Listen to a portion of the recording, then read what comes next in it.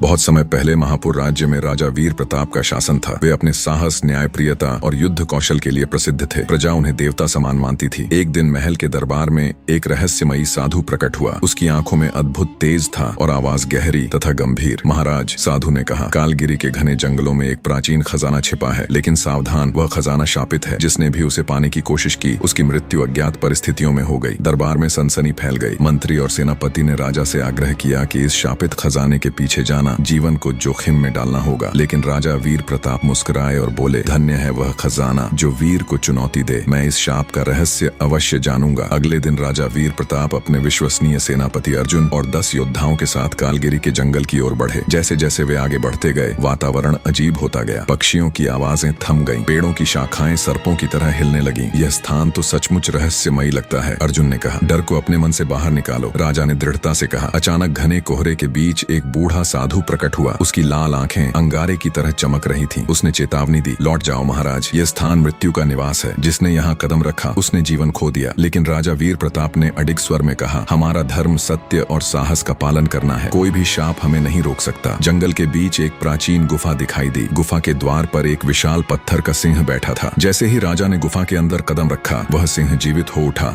और गरजते हुए बोला, जो सत्य और धर्म से विचलित है वह इस गुफा में प्रवेश नहीं कर सकता। राजा ने अपनी तलवार निकाल ली और सिंह से कहा, यदि सत्य मेरा कवच है और धर्म मेरी शक्ति, तो कोई भी शक्ति मुझे रोक नहीं सकती। सिंह ने राजा की साहसिकता से प्रसन्न होकर रास्ता दे दिया। गुफा के भीतर घुप अंधेरा था। दीवारों पर विचित्र चित्र बने थे, जिनमें योद्धाओं की भयावह मृत्यु दिखाई गई थी। अचानक एक गूंजती हुई आवाज आई, जो लालच लेकर यहाँ आया है वह जीवन नहीं पाएगा। सैनिकों के चेहरे पर भय साफ झलक रहा था। एक एक करके वे अज्ञात शक्तियों के प्रभाव में बेहोश होने लगे। लेकिन राजा वीर प्रताप बिना रुके आगे बढ़ते रहे। आखिरकार राजा एक विशाल कक्ष में पहुंचे, जहां सोने, चांदी और अनगिनत रत्नों का ढेर लगा हुआ था। खजाने के बीच एक भयावह राक्षसी आकृति प्रकट हुई। उसका शरीर आग की लपटों से घिरा था और उसकी आंखें अंगारों की तरह जल रही थीं। मैं इस खजाने की रक्षक हूँ, राक्षसी गर्जी। जो सत्य के लिए नहीं बल्कि स्वार्थ के लिए यहाँ आया है वह मारा जाएगा। राजा ने निर्भीक होकर कहा, मैं यह खजाना अपने राज्य की प्रजा के कल्याण के लिए लेना चाहता हूँ। न मैं लोभी हूँ और न कायर। यदि तुम्हें मेरा साहस परखना है तो आओ युद्ध करो। राक्षसी ने आग के गोलों से हमला किया, लेकिन राजा ने अपनी तलवार से उन्हें काट दिया। दोनों के बीच भीषण युद्ध हुआ। राक्षसी की शक्ति बढ़ती जा रही थी। तभी राजा ने गुफा की दीवार पर बने प्राचीन मंत्रों को देखा। यही इसकी शक्ति का स्रोत है, राजा ने सोचा। उन्होंने अपनी तलवार से दीवार पर प्रहार किया। दीवार टूटते ही राक्षसी दर्द से चीखने लगी और भस्म हो गई। राक्षसी के समाप्त होते ही कक्ष में दिव्य प्रकाश फैल गया। एक दिव्य आवाज गूंजी, हे महाबली वीर प्रताप, तुमने अपनी सत्यनिष्ठा और साहस से इस शाप को समाप्त कर दिया। यह खजाना अब तुम्हारा है। राजा वीर प्रताप खजाने को लेकर महापुर लौटे। उन्होंने खजाने का उपयोग प्रजा के कल्याण में किया। राज्य में सुख समृद्धि फैल गई। अगर आपको ये कहानी पसंद आती है तो चैनल को सब्सक्राइब जरूर करें।